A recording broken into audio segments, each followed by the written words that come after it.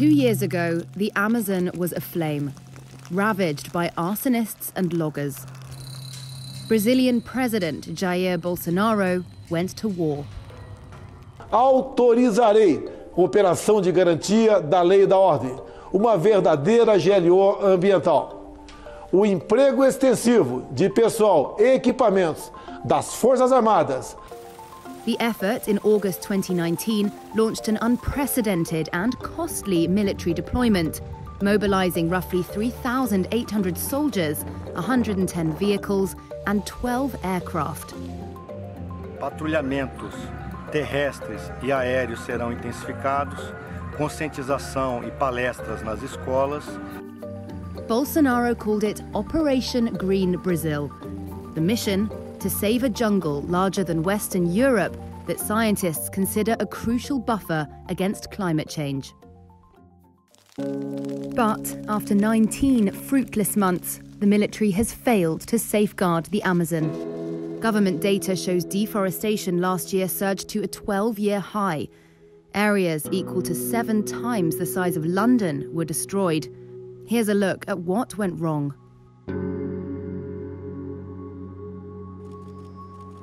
According to environmental agents who accompanied military chieftains during the deployment, the failure was all but inevitable.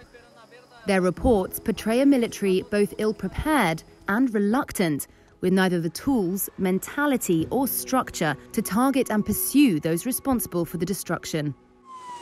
Its primary objective, national defence, shares few similarities with the law enforcement expertise and forestry know-how required deep in the jungle.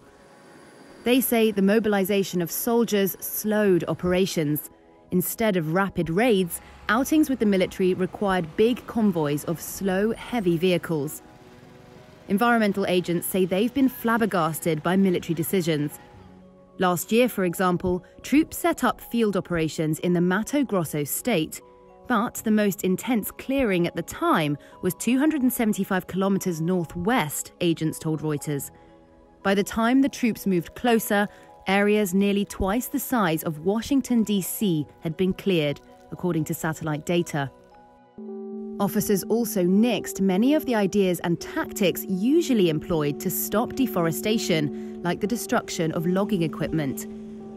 Officers were also accused of ignoring intelligence from IBAMA, the civilian environmental protection agency the deployment had bigfooted, despite its history of success stemming deforestation. Brazil's government has now announced that efforts to protect the rainforest will soon revert back to IBAMA. Brazil's defense ministry, however, has called the mission a success. Destruction in recent months has been slightly lower than a year earlier, although still near historic highs. For the far-right president and former army captain, military deployment was always part of the Bolsonaro toolkit. Devido à minha formação militar e à minha trajetória como homem público, tenho profundo amor e respeito pela Amazônia. What's more, many of Brazil's military, as well as Bolsonaro himself, have called for developing the Amazon, touting the rainforest's potential as a driver of economic growth. Upon his inauguration in January 2019, Bolsonaro stacked his cabinet with military men and dusted off old dictatorship-era projects to cultivate its natural resources. Bolsonaro's desire to pursue projects emboldened many. By May, loggers and arsonists were taking to the forest, and by July, deforestation had soared to levels not seen in well over a decade, prompting international outrage and criticism from foreign leaders. Comme j'ai beaucoup d'amitié et de respect pour le peuple brésilien, j'espère très rapidement qu'ils auront un président qui se comporte à la hauteur. The president was defiant.